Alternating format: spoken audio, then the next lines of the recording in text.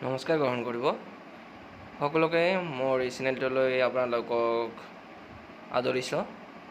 আজিৰ ভিডিঅ'তেই যি আমাৰ আহিবলগীয়া স্বাস্থ্যসেৱা সঞ্চালকালয় অসমৰ হ'বলগীয়া পৰীক্ষাৰ যি আমাৰ দুৰ্গা পূজাৰ পিছতে আৰম্ভ হ'বলৈ গৈ আছে, থাৰ্ড গ্ৰেড আৰু ফ'ৰ্থ গ্ৰেড ইতিমধ্যে আমাৰ যি হ'বলগীয়া টেকনিকেলৰ পৰীক্ষাটো আছিলে সেইটোতো হৈয়ে গ'ল।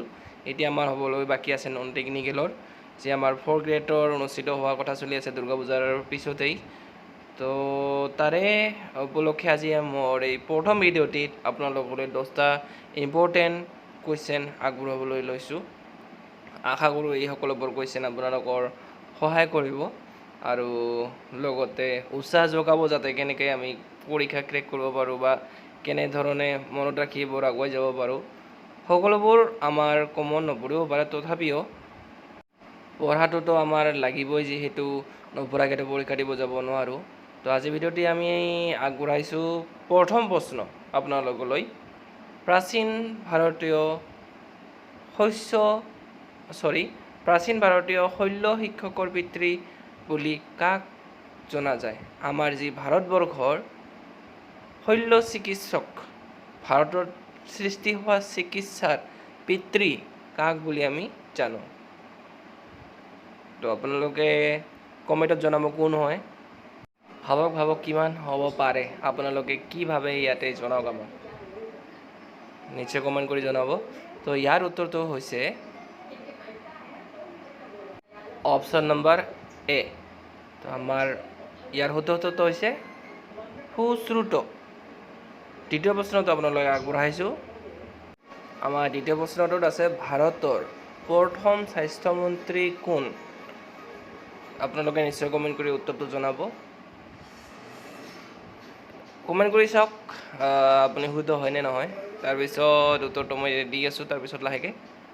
তো ইয়াৰ উত্তৰটো জনাইছোঁ। ইয়াৰ উত্তৰটো হয় অপশ্যন নম্বৰ এ, ৰাজকুমাৰী অমৃতা কৌৰ। তৃতীয় নম্বৰ প্ৰশ্নটো আপোনালোকে আগবঢ়াইছোঁ।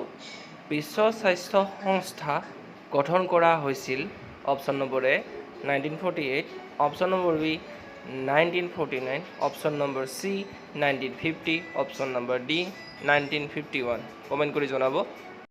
ইয়াৰ শুদ্ধ উত্তৰটো হৈছে অপশ্যন নম্বৰ এ 1948।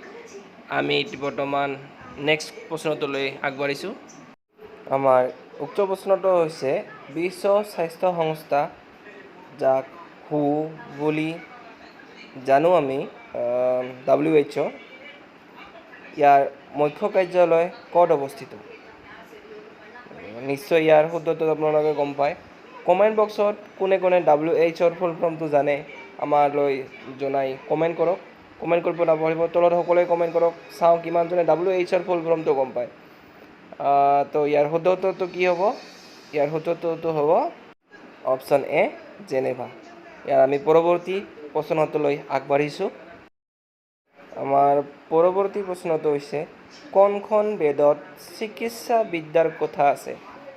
এইবিলাক যিহেতু আমাৰ হেল্থ ছাৰ্ভিচৰ লগত ৰিলেটেড হয়, সেইকাৰণে এই কুৱেশ্যনবোৰৰ অহা সম্ভাৱনা খুবেই দেখিবলৈ পোৱা যায়। তো ইয়াৰ অৰ্থ যদি গম পায় ইয়াৰ উত্তৰটো, তেতিয়াহ'লে আমালৈ কমেণ্ট কৰক। তো ইয়াৰ উত্তৰটো হৈছে, ইয়াৰ শুদ্ধ উত্তৰটো হ'ব অথৰ্ববেদ, অপশ্যন নম্বৰ এ। আমি পৰৱৰ্তী প্ৰশ্নটোলৈ আগবাঢ়িছোঁ। আমাৰ পৰৱৰ্তী প্ৰশ্নটো হৈছে অসমৰ বৰ্তমান স্বাস্থ্য আৰু পৰিয়াল কল্যাণ মন্ত্ৰী কেবিনেটৰ কোন হয়? নিশ্চয় আপোনালোক সকলোৱে এই প্ৰশ্নটোৰ লগত পৰিচিত হৈ আছে। অপশ্যন নম্বৰ কোনটো হ'ব আমালৈ আপোনালোকে কমেণ্ট কৰি জনাওক। ইয়াৰ শুদ্ধ উত্তৰটো হ'ব কেশৱ মহন্ত, বৰ্তমান আমাৰ অসমৰ স্বাস্থ্যমন্ত্ৰী আৰু পৰিয়াল কল্যাণ মন্ত্ৰী কেবিনেটৰ। আমি পৰৱৰ্তী প্ৰশ্নটোলৈ আগবাঢ়িছোঁ। পৰৱৰ্তী প্ৰশ্নটো হৈছে লোকপ্ৰিয় গোপীনাথ বৰদলৈ আঞ্চলিক মানসিক স্বাস্থ্য কেন্দ্ৰ ক'ত অৱস্থিত? যি আমাৰ মেণ্টেল হস্পিটেল আছে, সেই হস্পিটেলখন ক'ত অৱস্থিত? অপশ্যনটো নিশ্চয় আপোনালোকে পৰিচিত হৈয়ে আছে, কাৰণ আমাৰ মানসিক ৰোগীৰ হস্পিটেল এই ঠাইতে আছে, সেয়া হৈছে তেজপুৰ।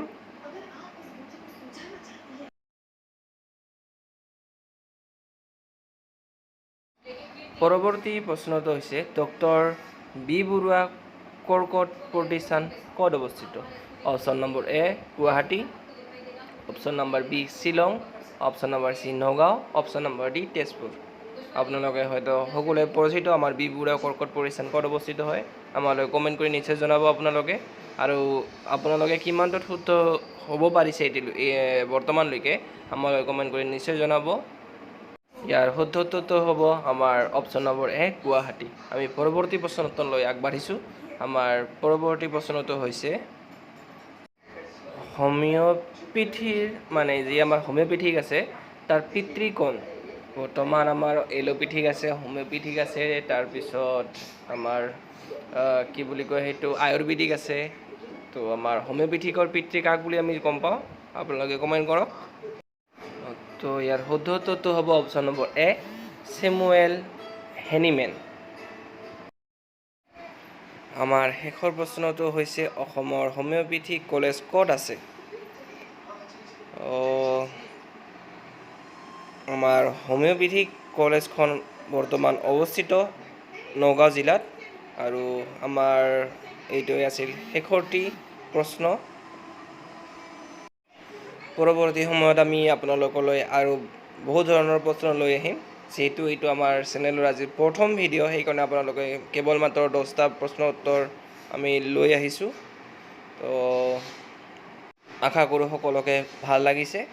যদি আমাৰ ভিডিঅ'টো চাই আপোনালোকৰ ভাল লাগিছে তেতিয়াহ'লে অনুগ্ৰহ কৰি ভিডিঅ'টো লাইক কৰিব, লগতে কমেণ্ট কৰক আৰু তাৰপিছত ছাবস্ক্ৰাইব কৰিবলৈ নাপাহৰিব আৰু শ্বেয়াৰ কৰি দিব যদি পাৰে। তো লগ পাম আগলৈ। ধন্যবাদ।